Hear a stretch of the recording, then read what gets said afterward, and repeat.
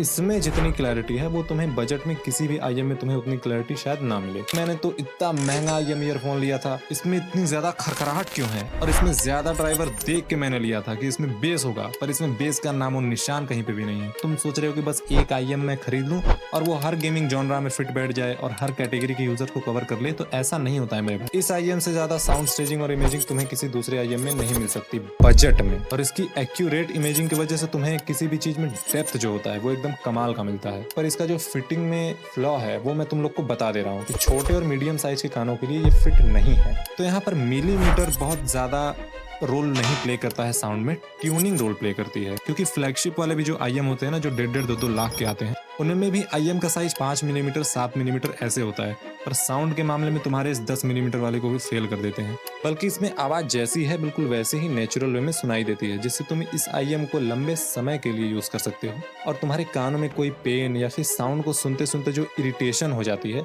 वो नहीं होगा। तो ये बेस्ट है, बेस्ट फॉर लॉन्ग आवर, जिन्हें लंबे समय तक गेमिंग करनी है, ये उनके लिए परफेक्ट है। तुम्हें इसमें स्टेजिंग या फिर इमेजिंग की कोई जरूरत नहीं है, क्योंकि इसमें 3D एनवायरनमेंट का कोई कॉन्सेप्ट ही नहीं है। इस गेम में दूरी वूरी कोई मैटर ही नहीं करता है ना, तो उस तरह का आईएम लेके तुम करोगे क्या? तो अगर तुम लोगों को एक ऑलराउंडर चाहिए जो कि हर जॉनरा में परफेक्टली फिट बैठ जाए, तो तुम की तरफ जा सकते हो। इन तीनों की अगर टाइमिंग अच्छी नहीं हुई तो तुम्हारा पैसा एकदम पानी में जाने वाला है। दोनों चीजें एक ही आईएम में मिलना बहुत ही मुश्किल है बजट के अंदर। अगर तुम लोग भी एक गेमिंग आईएम ईयरफोन के पीछे 2-3 हजार रुपए फूकने के बाद भी किसी रिटेलर के कमेंट में जाके इस तरीके से अगर रोना नहीं चाहते हो कि मैंने तो इतना महंगा आईएम ईयरफोन लिया था, लेकिन फिर भी इसमें इतनी ज्यादा खरखराहट क्यों है, और मैंने तो इसे सिर्फ बेस के लिए लिया था और इसमें ज्यादा ड्राइवर देख के मैंने लिया था कि इसमें बेस होगा, पर इसमें बेस का नामो निशान कहीं पे भी नहीं है। और कम ड्राइवर होते हुए भी इसमें इतनी कम ट्रेबल क्यों है या फिर इतनी ज्यादा ट्रेबल क्यों है? अगर तुम लोग भी ऐसे ही प्रॉब्लम्स को फेस कर रहे हो तो ये वीडियो सिर्फ तुम लोगों के लिए है, क्योंकि इस वीडियो में मैं तुम लोगों के लिए टॉप 5 गेमिंग आईएम चूज करके लाया हूँ जो कि दो तरह के यूजर्स को टारगेट करता है। अब तुम लोग को लग रहा है कि मैं इंटरनेट पे गया हूँगा, ऐसे रिसर्च करके टॉप 5 चूज करके तुम लोग के सामने ला के रख दूंगा, जिसमें कि एक सबसे दी बेस्ट होगा जिसे मैं वीडियो के लास्ट में बताऊंगा, ताकि तुम लोग वीडियो लास्ट तक देख सको। कुछ ज्यादा ही सच बोल दिया, पर ऐसा कुछ भी नहीं है। और ये वीडियो बिल्कुल भी उन नॉर्मल कंटेंट क्रिएटर्स की तरह नहीं होने वाली है जो तुम्हें बस टॉप 5 चीजें चूज करके लाके दे देते हैं। यहाँ पर रिक्वायरमेंट के बेस पे बातें होंगी, ठीक है? तो बस तुम्हें अपनी रिक्वायरमेंट का इंतजार करना है, क्योंकि अगर एक भी रिक्वायरमेंट तुमने मिस कर दी तो मे भी शायद तुम अपनी रिक्वायरमेंट मिस कर जाओ, क्योंकि इसमें हर आईएम एक स्पेसिफिक जॉनरा और कैटेगरी के लिए है। तो अगर तुम उसके लिए नहीं खरीदते हो और तुम सोच रहे हो कि बस एक आईएम मैं खरीद लूं और वो हर गेमिंग जॉनरा में फिट बैठ जाए और हर कैटेगरी के यूजर को कवर कर ले, तो ऐसा नहीं होता है मेरे भाई। अगर तुम सीरियसनेस चाहते हो या फिर कंपिटिटिव गेमिंग कर रहे हो या फिर तुम टूर्नामेंट टूर्नामेंट खेल रहे हो, तो तुम्हारे लिए एक स्पेसिफिक तरह का आईएम लगेगा। और अगर तुम बस एक कैजुअल हो और बस एंटरटेनमेंट के लिए खेलना चाहते हो, तो ऐसा नहीं है कि तुम लोग भी कोई भी ऐसा हैरा गैरा ना तू खेरा आईएम उठा लोगे और तुम लोग बस मजा लो। नहीं तो देखो, दिक्कत ये होती है ना कि मेरा दिमाग खराब मत कर। दिमाग खराब हो रहा है। और सबसे जरूरी बात, मैं तुम्हारे सीने में भाला घुसेड़ दूंगा। इस वीडियो में मैं तुम्हें जितने भी आईएम्स बता रहा हूँ उन्हें मैंने बिल्कुल भी ट्राई नहीं किया है, सिर्फ एक आईएम को छोड़ के, वो है सेलनोट जीरो टू। तो अगर तुम लोग ये आईएम्स खरीदते हो तो इसे तुम एकदम 100% अपने रिस्क पे खरीदोगे, क्योंकि ये आईएम्स मैंने इंटरनेट पे जो डेटा इनके बारे में अवेलेबल है, जो रिव्यूज अवेलेबल हैं और फीडबैक्स हैं, जो इनके बारे में इंफॉर्मेशन है, क्या टेक्नोलॉजी है, काफी घंटों और कई दिनों की रिसर्च के बाद मैं इन टॉप 5 आईएम्स को चूज करके लाया हूँ। तो अगर मुझे खरीदना रहता तो मैं बिल्कुल इन्हें ही खरीदता, पर अगर तुम इन्हें खरीदते और इसमें कोई दिक्कत आ जाती है तो इसमें मेरी कोई जिम्मेदारी नहीं बनती है। इसे तुम अपने रिस्क पे टोटली खरीदोगे। तो गेमिंग के लिए अगर तुम्हें एक परफेक्ट आईएम चाहिए तो पहले तुम्हें गेमिंग को समझना होगा। गेमिंग में कई सारे जॉनराज होते हैं और हर जॉनरा में एक पर्टिकुलर तरह का साउंड लगता है, जो कि हर जॉनरा के लिए एक अलग ही लेवल का एडवांटेज देता है। नहीं समझ में आया? समझाता हूँ। जैसे कि गेमिंग में मेनली 3 तरह के जॉनराज होते हैं। पहला FPS, first person shooting games, frame पर सेकंड नहीं, और दूसरा होता है आरपीजी, रोल प्लेइंग गेम्स।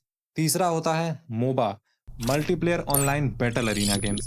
अब ये तीनों जॉनरा हैं क्या? देखो, एफपीएस वो जॉनरा होता है जिसमें तुम बहुत ही सीरियस होके खेलते हो और बहुत ही तुम्हें एकदम कॉम्पिटिटिव एज चाहिए होता है, जहां एक एक सेकंड तुम्हारे लिए एकदम छूट रहा होता है, जहां की एक एक माइक्रो सेकंड में तुम्हें डिसीजन लेने होते हैं कि कब तुम्हें फायर करना है, कब रिलोड करना है, कब डिफेंस खेलना है, कब अटैक खेलना है, कब रश करना है। तो एफपीएस वाले गेम्स वो होते हैं, जैसे बीजीएमआई हो गया, फ्री फायर हो गया, कॉल ऑफ ड्यूटी हो गया, काउंटर स्ट्राइक, सीएस गो, वैलोरेंट, ये जितने भी गेम्स है बैटल ग्राउंड गेम, ये तुम्हारे एफपीएस के कैटेगरी में आते हैं, क्योंकि ये तुम्हें 3D एनवायरनमेंट प्रोवाइड करते हैं।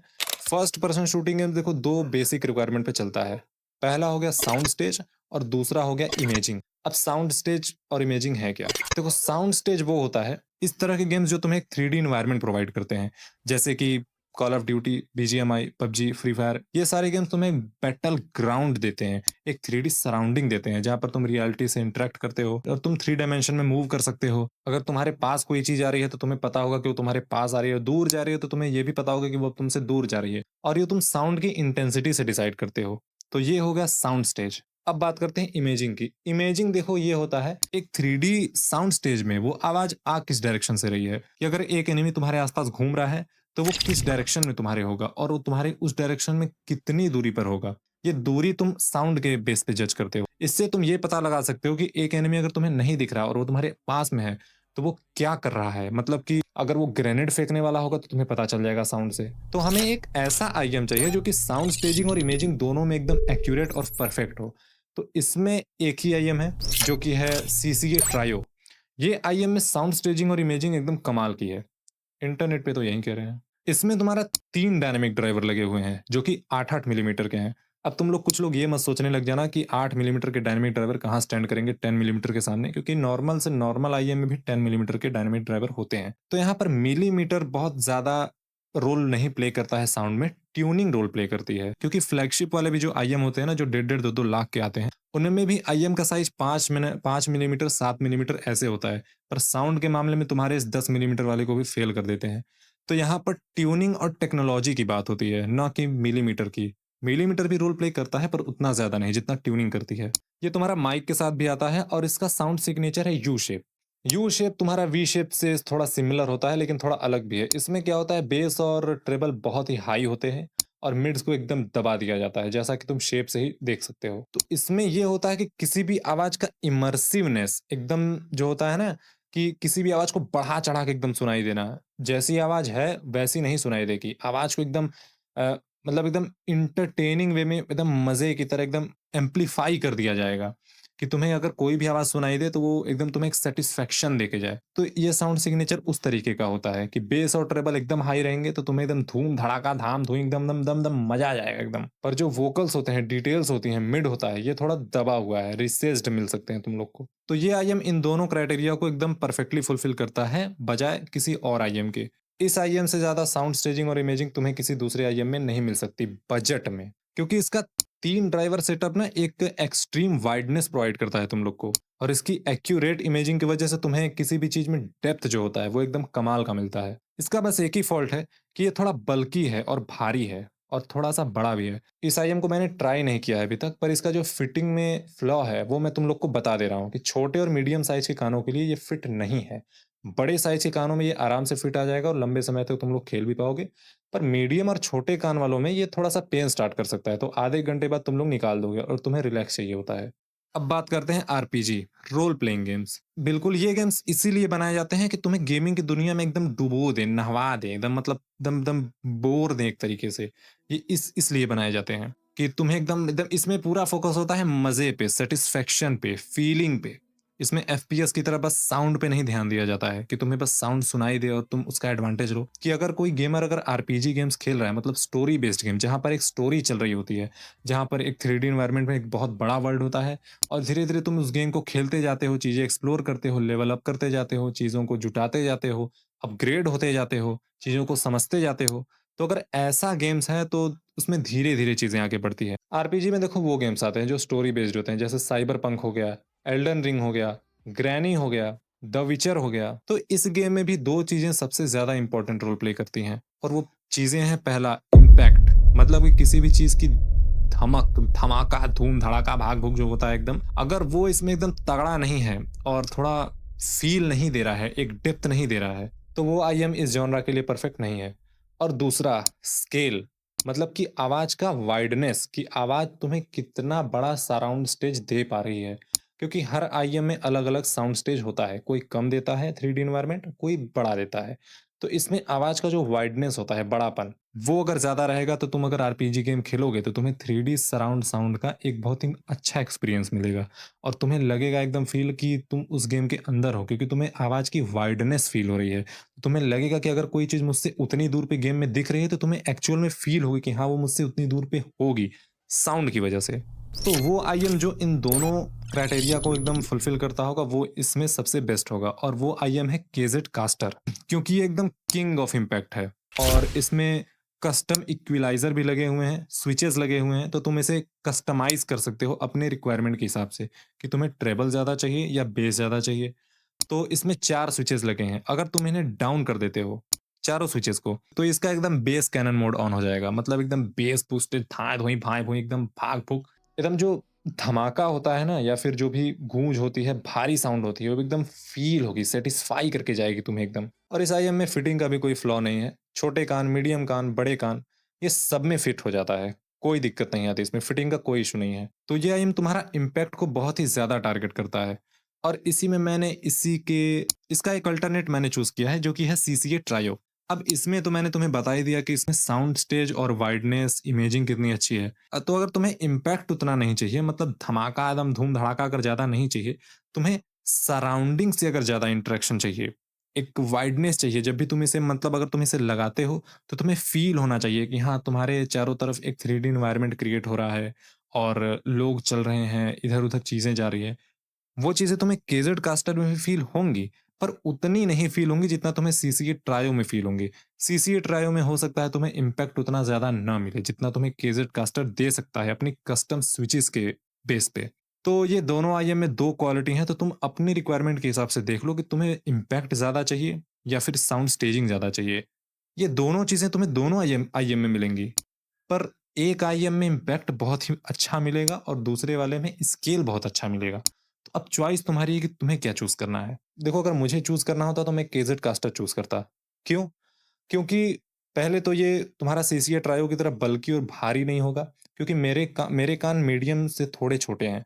तो मैं मुझे एकदम स्मॉल वाले ईयर टिप्स लगते हैं, मैंने पहले भी बताया हुआ है वीडियो में। तो मैं रिस्क नहीं लूँगा, मुझे अगर पता है कि ये भारी और बल्की और बड़े हैं, तो मैं इन्हें नहीं चूज़ करूँगा, सिंपल सी बात है। भले मुझे केज़ेड कास्टर में उतना स्केल ना मिले, फैलाव ना मिले जितना मुझे ट्रायो में मिले, पर मुझे कम से कम उसमें इम्पैक्ट और थोड़ा फैलाव तो मिलेगा ना। कम से कम मैं फिटिंग इश्यू से लेके तो कोई कॉम्प्रोमाइज़ नहीं करूँगा। अब बात करते हैं गेमिंग के तीसरे जॉनरा की, जो कि है MOBA, multiplayer online battle arena games. अब ये जो गेम्स होते हैं, ये तुम्हारे आरपीजी और एफपीएस से बिल्कुल अलग गेम्स होते हैं। इसमें क्या होता है कैमरा ऊपर लगा होता है, ऊपर कॉर्नर में और तुम्हें एकदम पूरा फील्ड दिखता है। अपना कैरेक्टर भी दिखेगा और एनिमीज़ के कैरेक्टर भी दिखेंगे। तो तुम्हें एक ऊपर वाला व्यू मिलता है। इसमें देखो वो गेम्स आते हैं जैसे क्लैश ऑफ क्लैंस हो गया और लॉर्ड्स मोबाइल हो गया, डोटा 2 हो गया और लीग ऑफ लेजेंड्स हो गया। तो इस तरीके के जो गेम्स हैं वो तुम्हारे मोबा के अंदर आते हैं, multiplayer battle arena online games. अब इसमें भी देखो 2 फैक्टर होता है। इन 2 फैक्टर को अगर एक आईएम सैटिस्फाई कर रहा है तो वो इसके लिए परफेक्ट है। पहला फैक्टर है क्लैरिटी और दूसरा फैक्टर है साउंड का सेपरेशन। अब ये दोनों चीज़ें हैं क्या? क्लैरिटी तो तुम लोग को समझ में आ रही हो कि ऐसा आईएम जो एकदम बहुत ही तगड़ी क्लैरिटी प्रोड्यूस करता हो और दूसरा सेपरेशन क्या है? सेपरेशन मतलब कि आवाज़ को कई सारी लेयर्स पे प्रेज़ेंट करना। जैसे कि अगर तुम बैटल ग्राउंड गेम खेल रहे हो और अगर सेम टाइम पे कोई ग्रेनेड फेंक रहा है और गन भी फायर कर रहा है, तो जब ग्रेनेड एक्सप्लोड होगा तो उसके पीछे गन की जो फायर है वो छिप जाएगी। तो इसी चीज़ को ये सेपरेशन वाला जो कॉन्सेप्ट है ये दूर करता है कि अगर तुम्हें ग्रेनेड भी अगर कोई फेंक रहा है और वो ब्लास्ट हो रही है, तो गन अगर उसके पीछे कोई ट्रेबल वाली चल रही है ना, तो उसका आवाज़ दबता नहीं है। तुम्हें गन भी सुनाई देगी और ग्रेनेड ब्लास्ट होगा वो तो सुनाई देगा ही। तो आवाज़ को कई सारे लेयर्स पे तुम्हें प्रेज़ेंट किया जाता है, सेपरेशन होता है, एक अलगाव होता है आवाज़ के बीच। तो तुम्हें कोई भी चीज़ ऐसा नहीं लगेगा कि 2-3 साउंड मिलके एकदम घाच-पाच हो गया उसी में और एकदम कन्फ्यूज़ कर रहे हैं कि कौन-सा साउंड बज रहा है, कौन नहीं बज रहा है। तो तुम्हें साउंड सेपरेशन इसमें बहुत ज़्यादा इम्पोर्टेंट हो जाती है। तो इन दोनों चीज़ों को अगर कोई आईएम सैटिस्फाई करता है, रिक्वायरमेंट पूरी करता है, तो वो उसके लिए बेस्ट है। तो इसके लिए जो आईएम मैंने चूज़ किया है वो है केज़ेड कास्टर और दूसरा फियो जेडी-1। मैंने दोनों को टॉप पे रखा है क्योंकि दोनों में अलग-अलग चीज़ें हैं। ये चीज़ें देखो, दोनों चीज़ें एक ही आईएम में मिलना बहुत ही मुश्किल है बजट के अंदर। देखो ऐसी बात नहीं है कि अगर किसी में इमेजिंग अच्छी है तो दूसरे में नहीं है, उसमें भी इमेजिंग है। लेकिन वो आईएम इमेजिंग के लिए ज़्यादा एक्यूरेट है बजाय कि इस वाले। तो इमेजिंग दोनों में है, लेकिन बेस्ट इमेजिंग पहले वाले में है, दूसरे वाले में उतनी इमेजिंग तुम्हें नहीं मिले शायद। तो यहाँ पर तुम्हें चूज़ करना है कि तुम्हारी प्रायोरिटी क्या है, इमेजिंग है या फिर साउंड स्टेज है या फिर साउंड क्लैरिटी है, तुम्हारी प्रायोरिटी क्या है, ये तुम्हें चूज़ करना है। केज़ेड कास्टर जो है ये तुम्हारा किंग ऑफ क्लैरिटी भी है। तो इसमें जितनी क्लैरिटी है वो तुम्हें बजट में किसी भी आईएम में तुम्हें उतनी क्लैरिटी शायद ना मिले। इंटरनेट पे तो यही डेटा अवेलेबल है। इसका जो ड्यूअल ड्राइवर सेटअप और 4 स्विचेस की जो ट्यूनिंग है, ये तुम्हें एकदम कमाल का साउंड सेपरेशन देती है और एकदम इन डेप्थ डिटेल भी हर कैरेक्टर की एबिलिटी को सुनने के लिए मोबा गेम्स में। क्योंकि इसमें हर कैरेक्टर की एबिलिटी का जो साउंड होता है, वो बिल्कुल एकदम अलग-अलग लेयर पे हो कि तुम्हें सुनाई देता है। ऐसा नहीं लगेगा कि अगर कोई 2 कैरेक्टर की एबिलिटी को सेम टाइम पे इस्तेमाल कर रहा है तो तुम्हें तो उन दोनों की आवाज़ आपस में मिलके एकदम घच-पच हो जाए, ऐसा कुछ नहीं होता है। तुम्हें अगर दोनों एक ही टाइम पे यूज़ कर रहे हैं तो तुम्हें आवाज़ से पता लग जाएगा कि कौन कौन-सी एबिलिटी इस्तेमाल कर रहा है, तुम्हारा अपोनेंट कौन-सी एबिलिटी इस्तेमाल कर रहा है, तुम्हारे टीममेट्स कौन-सी एबिलिटी इस्तेमाल कर रहे हैं किस कैरेक्टर की। तो सारी चीज़ें तुम्हें अच्छे से सुनाई देंगी केज़ेड कास्टर में। तो यहाँ पर केज़ेड कास्टर तो दोनों ही रिक्वायरमेंट पे एकदम खरा उतर गया। फिर मैंने जेडी-1 को इंक्लूड क्यों किया है? जेडी-1 को मैंने इंक्लूड इसलिए किया है क्योंकि ये किंग ऑफ स्मूथनेस है। वही आवाज़ जो तुम्हारे कानों में केज़ेड कास्टर में चुभ सकती है, वो जेडी-1 में एकदम स्मूथ वे में सुनाई देती है। क्योंकि जेडी-1 में किसी भी आवाज़ को केज़ेड कास्टर की तरह बढ़ा-चढ़ा के नहीं सुनाया जाता है कि तुम्हें सैटिस्फैक्शन प्रोवाइड हो, बल्कि इसमें आवाज़ जैसी है बिल्कुल वैसे ही नेचुरल वे में सुनाई देती है, जिससे तुम इस आईएम को लंबे समय के लिए यूज़ कर सकते हो और तुम्हारे कानों में कोई पेन या फिर साउंड को सुनते-सुनते जो इरिटेशन हो जाती है, वो नहीं होगा। तो तुम्हें अगर एक आरामदायक और कंफर्टेबल एकदम रिलैक्सेशन वाला गेम प्ले चाहिए, लंबे समय के लिए, जेडी-1 उसके लिए एकदम परफेक्ट है। जहाँ तुम्हें आवाज़ को बहुत ही बढ़ा-चढ़ा के सैटिस्फैक्शन के लिए नहीं सुनना, बल्कि आवाज़ जैसी है तुम्हें वैसी ही आवाज़ सुननी है। और ये इस वजह से पॉसिबल हो पाता है क्योंकि इसमें सिंगल डायनामिक ड्राइवर लगा है। यहाँ पर एक ही ड्राइवर तुम्हारा ट्रेबल भी निकालता है, मिड्स भी और बेस भी, ठीक है? जिसमें मल्टीपल ड्राइवर्स होते हैं उसमें हो सकता है थोड़ा डिस्टॉर्शन वाला फ़ील आ जाए, क्योंकि इसमें मल्टीपल ड्राइवर्स हैं और उन्हें एक साथ काम करने के लिए काफ़ी मेहनत करनी पड़ती है। पर इसमें सिंगल ड्राइवर है जो कि कई तरह की आवाज़ को एक साथ प्रोड्यूस कर सकता है। तो तुम्हें आवाज़ में एक कंटिन्यूटी मिलती है परफेक्ट तरीके से, जो तुम्हें शायद बाकी आईएम्स में ना मिले। तो ये बेस्ट हैं, बेस्ट फॉर लॉन्ग आवर्स, जिन्हें लंबे समय तक गेमिंग करनी है, ये उनके लिए परफेक्ट हैं। और जिन्हें बहुत ही बढ़ा-चढ़ा के आवाज़ को नहीं सुनना है, जैसी आवाज़ है बिल्कुल वैसे ही, जैसे सेलनोट ज़ीरो टू सुनाई देता है, बिल्कुल वैसे ही। बट अगर तुम लोग एक्साइटमेंट लवर हो, तुम्हें बहुत ही एक्साइटमेंट चाहिए एकदम, मतलब कि जब तक कोई एडवेंचर धूम-धड़ाका वाला साउंड ना हो तब तक मज़ा ना, तो ये आवाज़ तुम्हें बोरिंग भी लग सकती है। तो इसके बजाय केज़ेड कास्टर प्रेफ़र करो। अब कुछ लोग मुझसे ये पूछेंगे कि आवाज़ में एक्साइटमेंट तो सीसीए ट्रायो की भी थी, तो मैंने उसे इंक्लूड क्यों नहीं किया? उसे इंक्लूड इसलिए नहीं किया क्योंकि वो आवाज़ को इतना ज़्यादा इमर्सिव बना देता है कि तुम्हें, जैसे कि कैरेक्टर्स की जो वोकल्स होते हैं, मिड्स में जो सबसे ज़्यादा फ़ोकस होता है, वो नहीं होता क्योंकि उसका साउंड सिग्नेचर यू शेप है, तो मिड्स को वो एकदम दबा देता है। तो हो सकता है तुम्हें कैरेक्टर की एबिलिटी अगर तुम इस्तेमाल करो तो वो अच्छे से सुनाई ना दे, बाकी इफ़ेक्ट्स के कंपैरिज़न में। क्योंकि तुम खाली कैरेक्टर की आवाज़ ही थोड़ी सुन रहे हो। तुम उसमें फायर सुन रहे हो, एक्सप्लोजन सुन रहे हो और भी बहुत सारे अटैकिंग साउंड सुन रहे हो। तो उसके पीछे हो सकता है कैरेक्टर की आवाज़ दब जाए क्योंकि इसका साउंड सिग्नेचर यू शेप है। मिड्स दबे हुए हैं और वोकल सारे मिड्स में ही सुनाई देते हैं। तो सीसीए ट्रायो इसके लिए बेस्ट चॉइस नहीं है क्योंकि कैरेक्टर की एबिलिटी तुम्हें सुननी बहुत ज़्यादा ज़रूरत है। तुम्हें इसमें स्टेजिंग या फिर इमेजिंग की कोई ज़रूरत नहीं है क्योंकि इसमें 3D एनवायरनमेंट का कोई कॉन्सेप्ट ही नहीं है। तुम्हें 3D एनवायरनमेंट नहीं सुनाई देगी। हाँ, एनिमी तुमसे दूर होगा तो ऐसा तुम्हें बिल्कुल भी फ़ील नहीं होगा कि वो तुमसे दूर है क्योंकि साउंड ही वैसी नहीं सुनाई देने वाली है।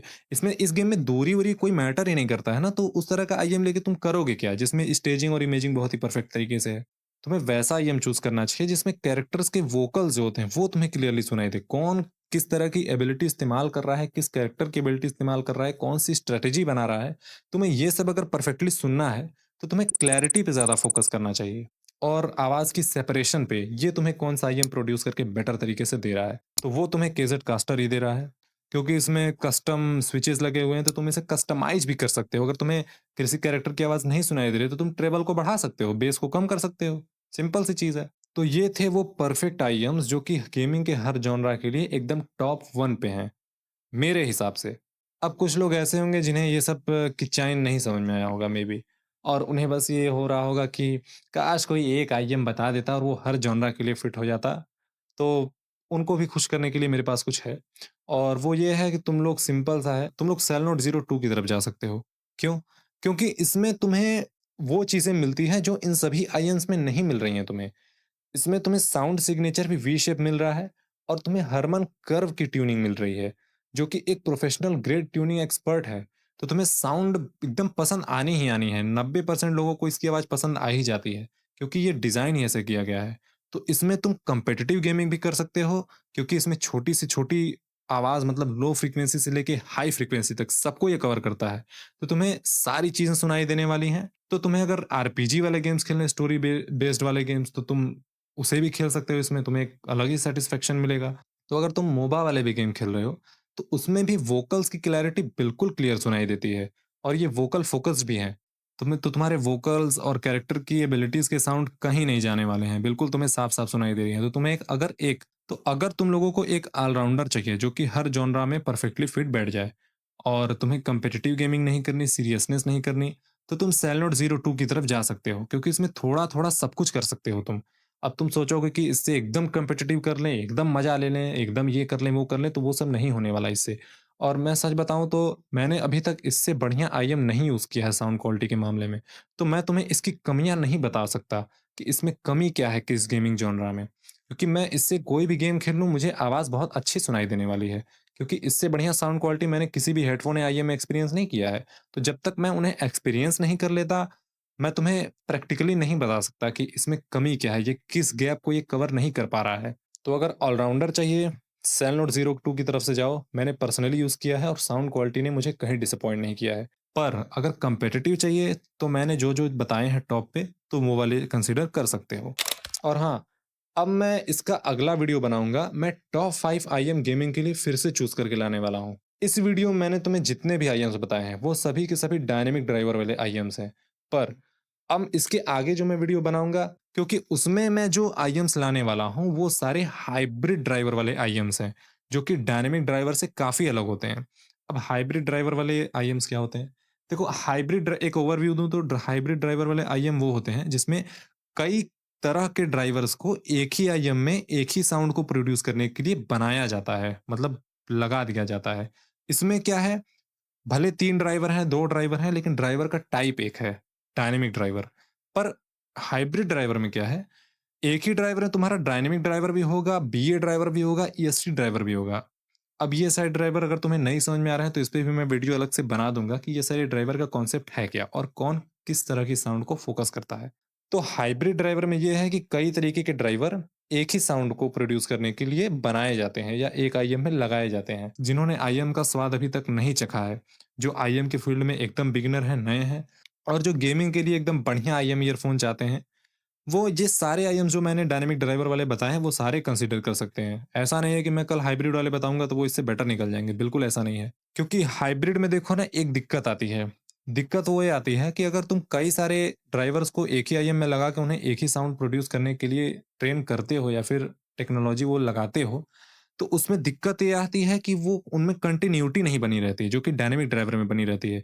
उसमें ये होता है कि अगर तुम्हारी किस्मत अच्छी नहीं रही, तो तुम्हें एक आवाज़ पीछे, एक आगे सुनाई दे सकती है।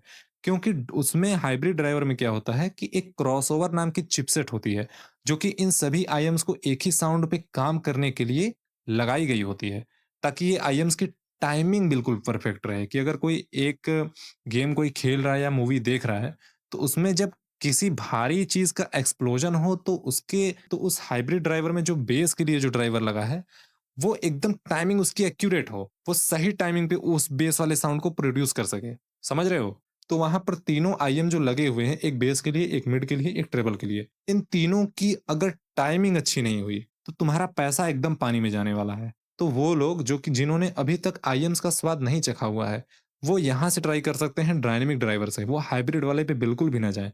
क्योंकि हाइब्रिड ड्राइवर वाले में एक रिस्क है। हाइब्रिड ड्राइवर वाले आईएम देखो 2000 के भी आते हैं और 2 लाख के भी आते हैं और उन दोनों में सेम ही नाम के ड्राइवर लगे होते हैं। सेम नाम के ड्राइवर, ठीक है?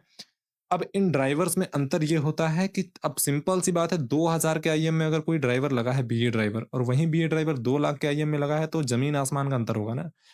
तो 2000 वाले में जो बीए है वो एकदम चीप क्वालिटी का बीए है और जो 2 लाख के फ्लैगशिप आईएम में लगा हुआ बीए है वो एकदम हाई क्वालिटी वाला बीए है। तो अंतर यहीं पर आता है टेक्नोलॉजी का, क्योंकि इसमें मटेरियल या फिर बिल्ड क्वालिटी का कोई पैसा नहीं दे रहा है। अगर ये आईएम इतने महँगे हो रहे हैं 2 लाख, 2.5 लाख, 3 लाख, तो इसमें टेक्नोलॉजी का पैसा लगता है, ठीक है? वो टेक्नोलॉजी को इतने से जगह में फिट करने का पैसा लगता है, ताकि तुम्हें बहुत भारी हेडफ़ोन ना लगाना पड़े, तुम्हें सैटिस्फैक्शन उस लेवल का मिल पाए। तो समझ रहे हो? तो पैसा यहाँ पर जाता है। अब ये बहुत ही बड़ा टॉपिक है, ये सब मैं मतलब किसी और वीडियो में कवर करूँगा। इसमें तुम्हें जो बताना था मैंने बता दिया है। तो अगर जिन्होंने डायनामिक वालों का स्वाद चख लिया है और वो हाइब्रिड की तरफ बजट में ही जाना चाहते हैं, तो वो जा सकते हैं।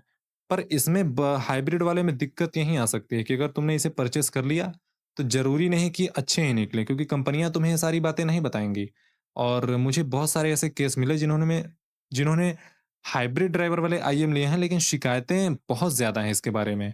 क्योंकि देखो, इसमें क्या है ना, इसे 5 स्टार भी रेटिंग मिली हुई है और 1 स्टार भी मिली हुई है, और ज ज़ाहिर-सी बात है 5 स्टार वालों की संख्या ज़्यादा है। तो दिक्कत हुई है लेकिन कम लोगों को हुई है, और फ़ायदा हुआ है तो ज़्यादा लोगों को हुआ है। देखो, किस्मत-किस्मत की बात होती है। अगर तुम कोई आईएम ऑर्डर करते हो हाइब्रिड वाला और वो खराब निकल जाता है, तो ये तुम्हारी खराब किस्मत का नतीजा है कि वो खराब निकल गया। क्योंकि हो सकता है उसके अंदर का क्रॉसओवर अच्छा ना हो, उसमें कंपैटिबिलिटी वो अच्छे से नहीं बैठा पा रहा हो, बाकी आईएम्स में बैठा पा रहा हो, तो ये एक मैन्युफैक्चरिंग डिफेक्ट हो सकता है, तो वहाँ पर तुम रिप्लेस और रिफंड कर सकते हो, तो उसमें कोई बड़ी बात नहीं है। पर तुम्हें इन्हें मँगाना है, ट्राई करना है तो तुम ट्राई कर सकते हो, और वो लिस्ट मैं तुम्हें अगले वीडियो में बताऊँगा, ठीक है?